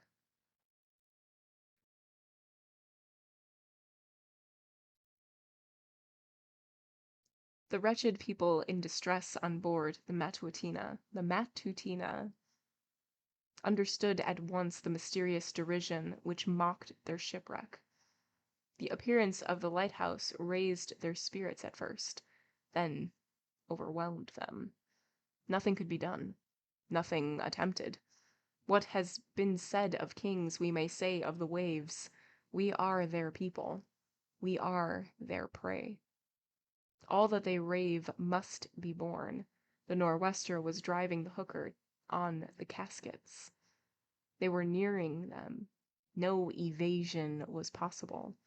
They drifted rapidly toward the reef. They felt that they were getting into shallow waters. The lead, if they could have thrown it to any purpose, would have shown more than 3 or 4 fathoms. The shipwrecked people heard the dull sound of the waves being sucked within the submarine caves of the steep rock. They made out, under the lighthouse, like a dark cutting between 2 plates of granite, the narrow passage of the ugly, wild-looking little harbor, supposed to be full of the skeletons of men and carcasses of ships. It looked like the mouth of a cavern, rather than the entrance of a port. They could hear the crackling of the pile on high within the iron grating. A ghastly purple illuminated the storm. The collision of the rain and hail disturbed the mist. The black cloud and the red flame fought, serpent against serpent. Live ashes, reft by the wind, flew from the fire, and the sudden assaults of the sparks seemed to drive the snowflakes before them. The breakers, blurred at first in outline, now stood out in bold relief, a medley of rocks with peaks, crests, and vertebrae. The angles were formed by strongly marked red lines, and the inclined planes in blood-like streams of light. As they neared it, the outline of the reefs increased and rose, sinister. One of the women, the Irishwoman, told her beads wildly. In place of the skipper, who was the pilot, remained the chief, who was the captain. The Basques all know the mountain and the sea. They are bold on the precipice, and inventive in catastrophe. They neared the cliff. They were about to strike. Suddenly, they were so close to the great north rock of the casks that it shut out the lighthouse from them. They saw nothing but the rock and the red light behind it. The huge rock looming in the mist was like a gigantic black woman with a hood of fire. That ill-famed rock is called the Biblet. It faces the north side, the reef, which on the south is faced by another ridge. The chief looked at the Biblet and shouted, "A man with a will to take a rope to the rock. Who can swim?" No answer. No one on board knew how to swim, not even the sailors. In ignorance not uncommon among seafaring people. A beam nearly free of its lashings was swinging loose. The chief clasped it with both hands, crying, "Help me!" They unlashed the beam. They had now at their disposal the very thing they wanted. From the defensive, they assumed the offensive. It was a longish beam of heart of oak, sound and strong, useful either as a support or as an engine of attack, a lever for a burden, a ram against a tower. "Ready!" shouted the chief. All 6, getting foothold on the stump of the mast, threw their weight on the spar projecting over the side, straight as a lance toward a projection of the cliff. It was a dangerous maneuver. To strike at a mountain is audacity indeed. The 6 men might well have been thrown into the water by the shock. There is variety in struggles with storms. After the hurricane, the shoal. After the wind, the rock. First the intangible, then the immovable, to be encountered. Some minutes passed, such minutes as whiten men's hair. The rock and the vessel were about to come in collision. The rock, like a culprit, awaited the blow. A resistless wave rushed in. It ended the respite. It caught the vessel underneath, raised it, and swayed it for an instant as the sling swings its projectile. "Steady!" cried the chief. "It is only a rock, and we are men." The beam was crouched. The 6 men were one with it. Its sharp bolts tore their armpits, but they did not feel them. The wave dashed the hooker against the rock. Then came the shock. It came under the shapeless cloud of foam which always hides such catastrophes. When this cloud fell back into the sea, when the waves rolled back from the rock, the 6 men were tossing about the deck, but the Matutina was floating alongside the rock, clear of it. The beam had stood and turned the vessel. The sea was running so fast that in a few seconds she had left the casks behind.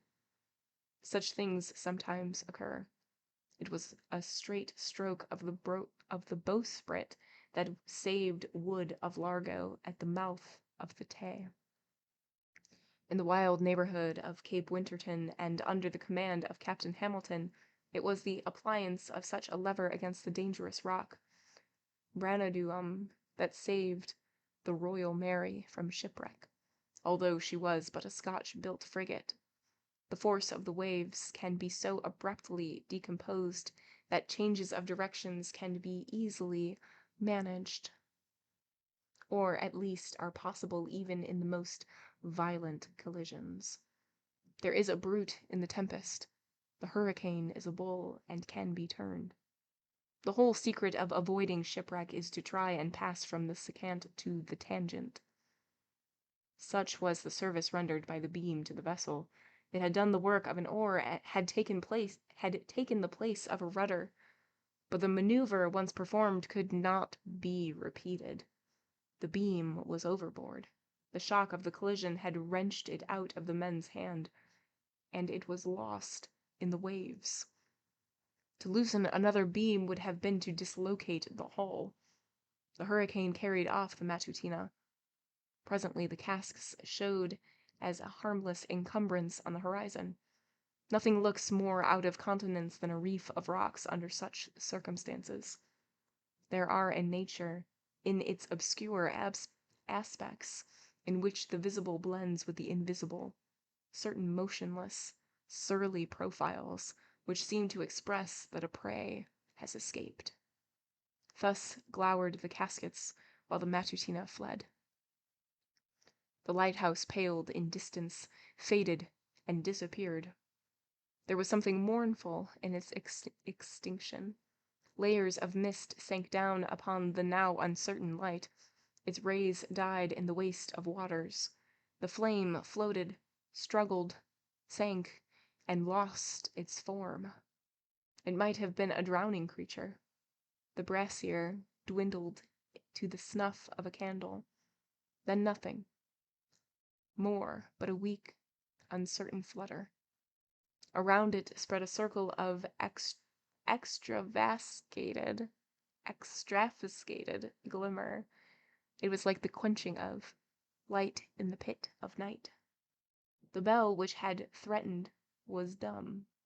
The lighthouse which had threatened had melted away, and yet it was more awful now that they had ceased to threaten.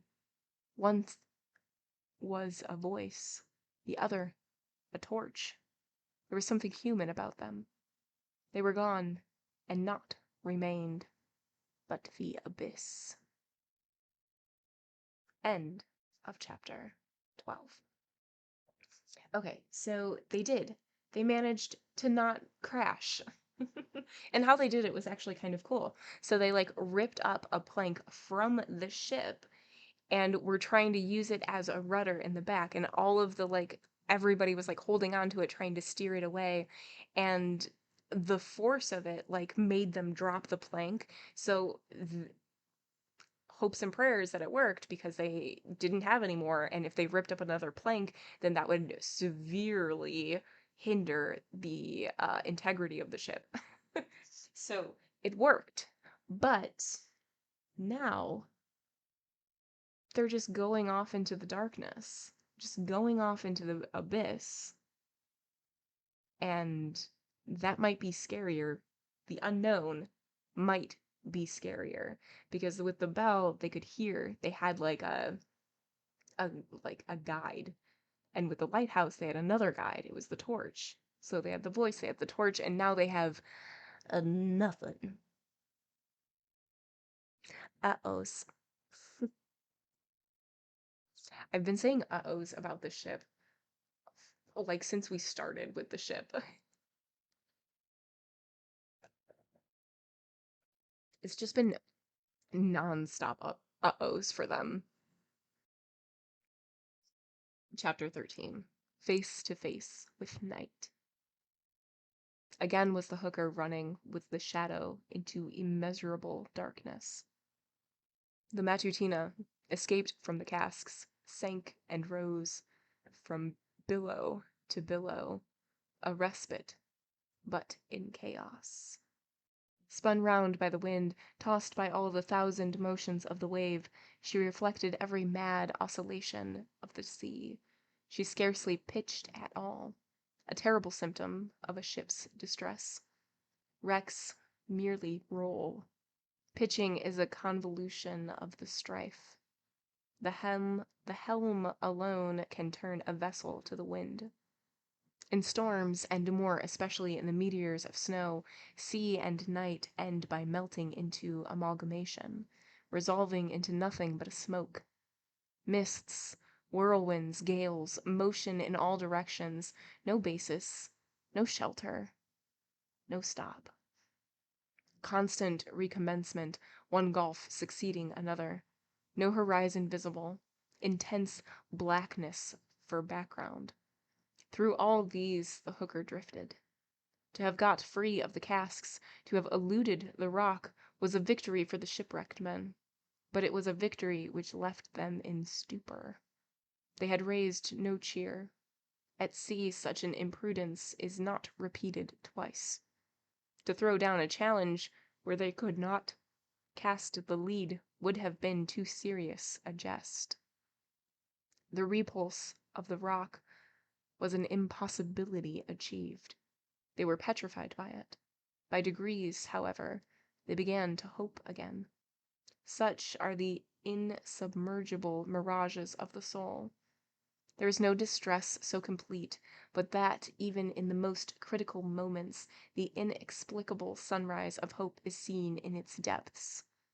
These poor wretches were ready to acknowledge to themselves that they were saved. It was on their lips. But suddenly, something terrible appeared to them in the darkness. On the port bow arose, standing stark, cut out on the background of mist, a tall, opaque mass, vertical, right-angled, a tower of the abyss. They watched it, open-mouthed. The storm was driving them toward it. They knew not what it was. It was the Ortak rock. Short little baby chapter. That was chapter 13. Okay, so now they're like, can't see anything. Oh, but wait, there's something in the mist that we can see. What is it? It's a rock. Cool. Cool, cool, cool. Chapter 14. Ortak. The reef reappeared. After the casks comes Ortak. Storm is no artist, brutal and all-powerful. It never varies its appliances. The darkness is inexhaustible. Its snares and perfidies never come to an end. As for man, he soon comes to the bottom of his resources. Man expends his strength. The abyss never. The shipwrecked men turned towards the chief, their hope. He could only shrug his shoulders, dismal contempt of helplessness. A pavement in the midst of the ocean, such is the Ortak rock. The Ortak, all of a piece, rises up in a straight line to 80 feet above the angry beating of the waves. Waves and ships break against it.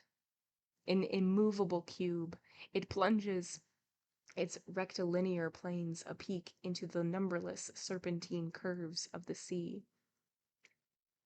At night, it stands an enormous block resting on the folds of a huge black sheet. In time of storm, it awaits the stroke of the axe, which is the thunderclap. but there is never a thunderclap during the snowstorm. True, the ship has the bandage round her eyes. Darkness is knotted about her. She is like one prepared to be led to the scaffold. As for the thunderbolt, which makes quick ending, it is not to be hoped for. The Matutina, nothing better than a log upon the waters, drifted towards this rock as she had drifted towards the other. The poor wretches on board, who had for a moment believed themselves saved, relapsed into their agony. The destruction they had left behind faced them again. The reef reappeared from the bottom of the sea. Nothing had been gained. The caskets are a figuring iron with 1,000 compartments. Pop! There's a footnote right after casks are a figuring iron, and it says Gaufrere, the iron with which a pattern is traced on stuff. Okay. The ortok is a wall. To be wrecked on the caskets is to be cut into ribbons. To strike on the ortok is to be crushed into powder. Nevertheless, there was one chance. On a straight frontage such as that of the ortok, neither the wave nor the cannon ball can ricochet. The operation is simple. First the flux, then the reflux. A wave advances, a billow returns. In such cases, the question of life and death is balanced thus. If the wave carries the vessel on the rock, she breaks on it and is lost. If the billow retires before the ship has touched, she is carried away. She is saved. It was a moment of great anxiety. Those on board saw through the gloom the great decisive wave bearing down on them. How far was it going to drag them? If the wave broke upon the ship, they were carried on the rock and dashed to pieces. If it passed under the ship, the wave did pass under. They breathed again. But what of the recoil? What would the surf do with them? The surf carried them back. A few minutes later, the Matutina was free of the breakers. The ortok faded from their view, as the casks had done. It was their second victory. For the second time, the hooker had verged on destruction and had drawn back in time. End of chapter 14. These chapters. Okay, so this one, we're like, oh no, there's a big rock. And the chance of them surviving is very slim. And they really can't do anything at this point. Like, they already pried loose a plank, and if they do another one, it's chaos for the ship. And it's like, okay, this need to happen in order for us to be safe. And then, lo and behold, this, and this do happen, and now they're safe. Okay, so what other travesty are they gonna come up against? Let's find out. Chapter 15. Portentous mare. There we go. Meanwhile, a thickening mist had descended on the drifting wretches. They were ignorant of their whereabouts. They could scarcely see a cable's length around. Despite a furious storm of hail which forced them to bend down their heads, the women had obstinately refused to go below again. No one, however hopeless, but wishes, if shipwreck be inevitable, to meet it in the open air. When so near death, a ceiling above one's head seems like the first outline of a coffin. They were now in a short and chopping sea. A turgid sea indicates its constraint. Even in a fog, the entrance into a strait may be known by the boiling-like appearance of the waves, and thus it was. For they were unconsciously coasting Arigny. I'm saying that wrong, but we're just gonna go with it. between the west of Ortok and the Caskets and the east of Origny. The sea is hemmed in and cramped, and the uneasy position determines locally the condition of storms. The sea suffers like others, and when it suffers, it is irritable. That channel is a thing to fear. The Matutina was in it. Imagine under the sea a tortoise shell as big as Hyde Park or the Champs-Élysées, of which every striature is a shallow, and every embossment a reef. Such is the western approach of Arigny. The sea covers and conceals this shipwrecking apparatus. On this conglomeration of submarine breakers, the cloven waves leap and foam, in calm weather a chopping sea, in storms a chaos. The shipwrecked men observed this new complication without endeavoring to explain it to themselves. Suddenly they understood it. A pale vista broadened in the zenith. A wan tinge overspread the sea. The livid light revealed on the port side a long shawl stretching eastward, towards which the power of the rushing wind was driving the vessel. The shawl was Arigny. What was that shawl? They shuddered. They would have shuddered even more had a voice answered them. Arigny. No isle was well defended against man's approach as Arachne. Below and above water it is protected by a savage guard, of which Ortok is the outpost. To the west, Burhal. Oh man, we got a lot of proper nouns right now. Satiro, Anfroc, Nyangel, Fond de Croc, Le Jumet, La Grosse, Le Clanic, Le Aiguin, Le Vrac. You get it. Lots of them. And then to the east, a bunch of other ones. Sauke, Homer Flora, La Kesslinga. This is upsetting. I'm upsetting everybody. I'm sorry. I am uncultured and do not know how to say these names, these places. These are hydra monsters of the species reef. One of these reefs is called Le Butte. The goal, as if to imply that every voyage ends there.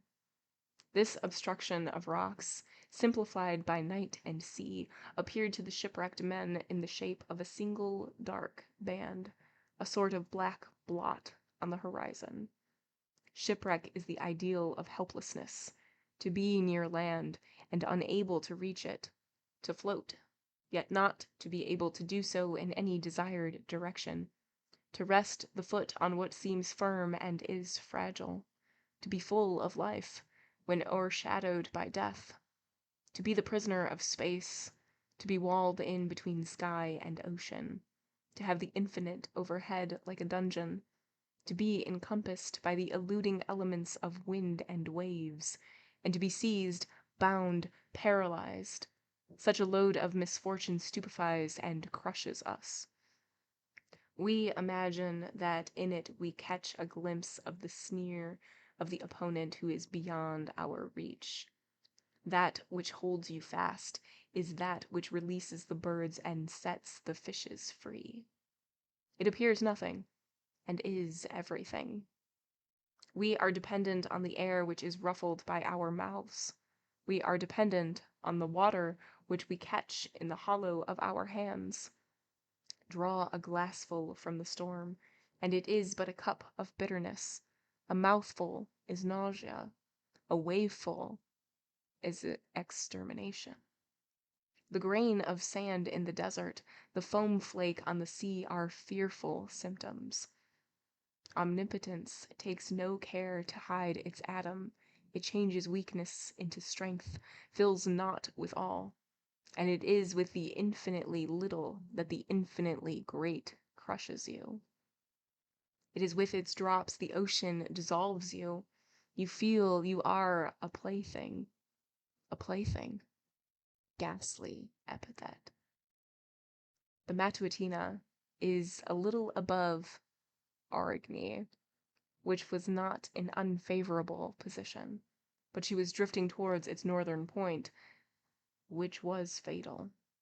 As a bent bow discharges its arrow, the nor'wester was shooting the vessel toward the northern cape. Off that point, a little beyond the harbor of Corbelet's, is that which the seamen of the Norman archipelago call a singe. The singe, or race, is a furious kind of current. A wreath of funnels in the shallows produces in the waves a wreath of whirlpools. You escape one to fall into another. A ship caught hold of by the race winds round and round, winds round and round until some sharp rock cleaves her hull. Then the shattered vessel stops. Her stern rises from the waves. The stem completes the revolution in the abyss. The stern sinks in, and all is sucked down. A circle of foam broadens and floats, and nothing more is seen on the surface of the waves but a few bubbles here and there rising from the smothered breathings below. The three most dangerous races in the whole channel are one close to the well-known Girdler Sands, one at Jersey between the Pignet and the point of Noirmont, and the race of Aragni. Had a local pilot been on board the Matutina, he could have warned them of their fresh peril. In place of a pilot, they had their instinct. In situations of extreme danger, men are endowed with second sight. High contortions of foam were flying along the coast in a frenzied raid of the wind. It was the spitting of the race. Many a bark has been swamped in that snare. Without knowing what awaited them, they approached the spot with horror. How to double that cape?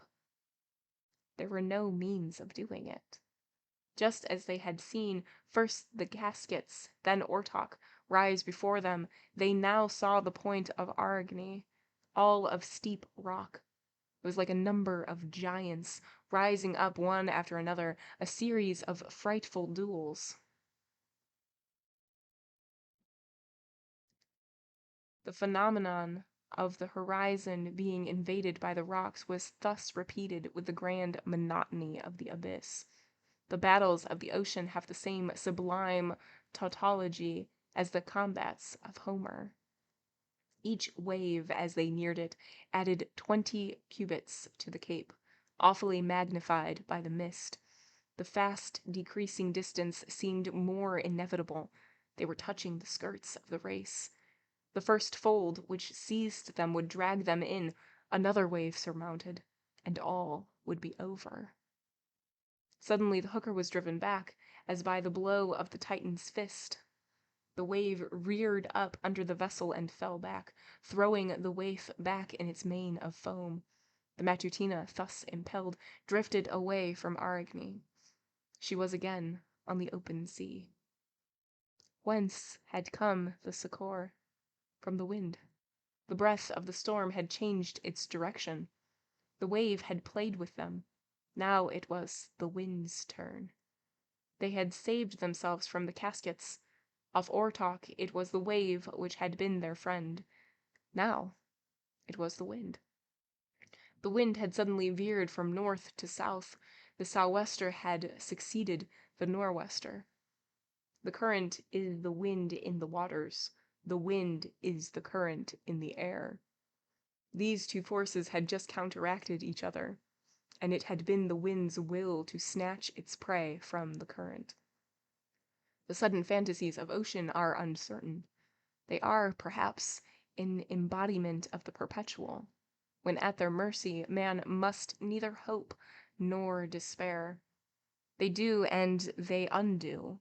The ocean amuses itself. Every shade of wild, untamed ferocity is phased in the vastness of that cunning sea, which Jean Bart used to call the great brute. To its claws and their gashings succeeded soft intervals of velvet paws. Sometimes the storm hurries on a wreck. At others it works out the problem with care. It might almost be said that it caresses it. The sea can afford to take its time, as men in their agonies find out. We must own that occasionally these lulls of the torture announce deliverance. Such cases are rare. However this may be, men in extreme peril are quick to believe in rescue. The slightest pause in the storm's threats is sufficient. They tell themselves that they are out of danger. After believing themselves buried, they declare their resurrection. They feverishly embrace what they do not yet possess. It is clear that the bad luck had returned. They declared themselves satisfied. They are saved. They cry quits with God. They should not be in so great a hurry to give receipts to the unknown. The sou'wester set in with a whirlwind. Shipwrecked men have never any but rough helpers. The Matutina was dragged rapidly out to sea by the remnant of her rigging, like a dead woman trailed by the hair. That's graphic. The Matutina was dragged rapidly out to sea by the remnant of her rigging, like a dead woman trailed by the hair. It was like the enfranchisement granted by Tiberius at the price of violation. The wind treated with brutality those whom it saved. It rendered service with fury. It was help without pity. The wreck was breaking up under the severity of its deliverers. Hailstones, big and hard enough to charge a blunderbuss, smote the vessel. At every rotation of the waves, these hailstones rolled about the deck like marbles. The hooker, whose deck was almost flush with the water, was being beaten out of shape by the rolling masses of water and its sheets of spray. On board it, each man was for himself. They clung on as best they could, as each sea swept over them.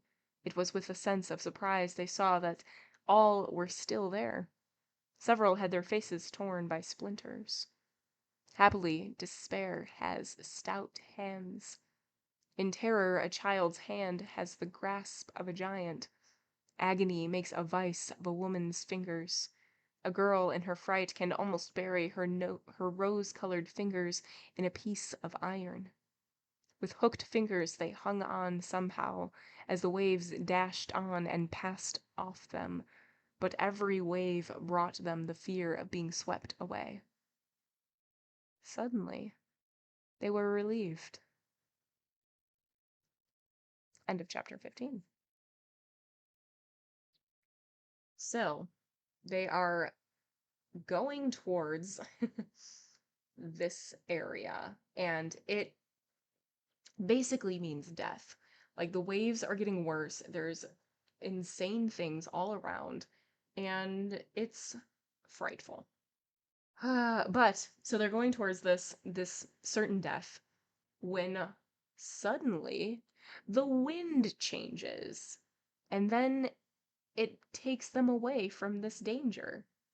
So that's 3 times that they'd almost died, and 3 times they have escaped death. Pretty cool. Pretty cool. All right. Let's do one more. Let's do it. Chapter 16. The problem suddenly works in silence. The hurricane had just stopped short. There was no longer in the air sou'wester or nor'wester.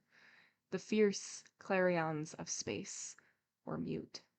The whole of the waterspout had poured from the sky without any warning of diminution, as if it had slided perpendicularly into a gulf beneath. None knew what had become of it. Flakes replaced the hailstones. The snow began to fall slowly. No more swell. The sea flattened down. Such sudden cessations are peculiar to snowstorms. The electric effluvium exhausted, all becomes still. Even the wave, which in ordinary storms often remains agitated for a long time. In snowstorms, it is not so. No prolonged anger in the deep. Like a tired-out worker, it becomes drowsy directly, thus almost giving the lie to the laws of static, but not astonishing old seamen. Who know that the sea is full of unforeseen surprises. The same phenomenon takes place, although very rarely, in ordinary storms. Thus, in our time, on the occasion of the memorable hurricane of July 27th, 1867, at Jersey, the wind, after 14 hours' fury, suddenly relapsed into a dead calm. In a few minutes, the hooker was floating in sleeping waters. At the same time, for the last phase of these storms resembled the first, they could distinguish nothing. All that had been made visible in the convulsions of the meteoric cloud was again dark. Pale outlines were fused in vague mist, and the gloom of infinite space closed about the vessel. The wall of night, that circular occlusion, that interior of a cylinder the diameter of which was lessening minute by minute, enveloped the Matutina, and, with the sinister deliberation of an encroaching iceberg, was drawing in dangerously. In the zenith nothing, a lid of fog closing down.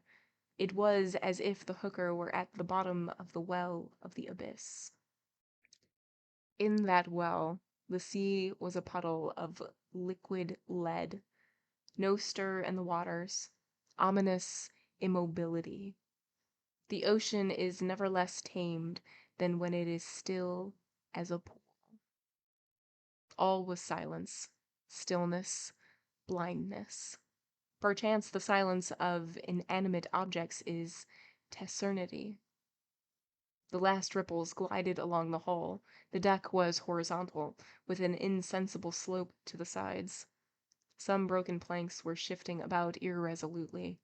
The block on which they had lighted the tow, steeped in tar, in place of the signal light which had been swept away, swung no longer at the prow, and no longer let fall burning drops into the sea.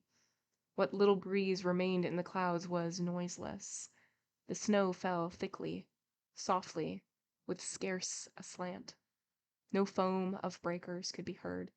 The peace of shadows was over all. This repose, succeeding all the past exasperations and paroxysms, was, for the poor creatures so long tossed about, an unspeakable comfort. It was as though the punishment of the rack had ceased. They caught a glimpse about them and above them of something which seemed like a consent that they should be saved. They regained confidence. All that had been fury was now tranquillity. It appeared to them a pledge of peace. Their wretched hearts dilated.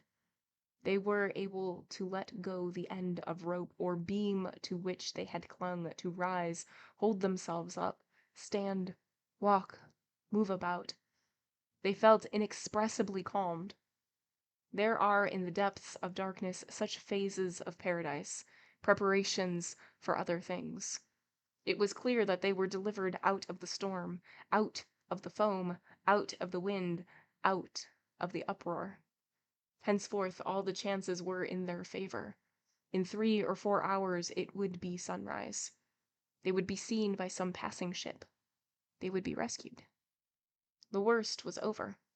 They were re-entering life. The important feat was to have been able to keep afloat until the cessation of the tempest. They said to themselves, "It is all over this time." Suddenly, they found that all was indeed over.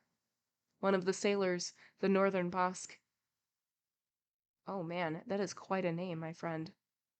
Galdeazun by name, went down into the hold to look for a rope. then came above and said, "The hold is full." "Of what?" asked the chief. "Of water," answered the sailor. The chief cried out, "What does that mean?" "It means," replied Galdeazun, "that in half an hour we shall founder." Oh man! After all that, they survived 3 things, and now they're taking water. Womp. Womp womp. That's gonna be where we end tonight. With that happy little tease of them taking water. Oh no. Oh my gosh. Oh man. Everything is a kimbo over here. That's a wrap. Bye. So yes, they've survived 3 different things, and it's just wild. They didn't think they were going to survive any of them. It's all just chance that they were able to survive all 3 of those things. And now it's like, well, we're taking water now. And I love that the ship person, Galdeazun, is just like, holds full.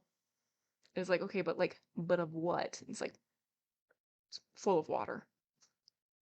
In 30 minutes time, we shall be founder, whatever he says. But yes, that's it. That's it. Murder, She Wrote. No, that's different. That's different. Don't bring this in. Don't bring that into this. We'll pick up next week, right where we left off. We are just scratching the surface of this book. But yeah, that's gonna be it. Thank you all so much for being here. It is always a pleasure. If I don't see you next time, I hope to see you very, very soon. As always, whether you lurk, whether you chat, I 1000% appreciate you, and I 1000% appreciate the support. Goodbye.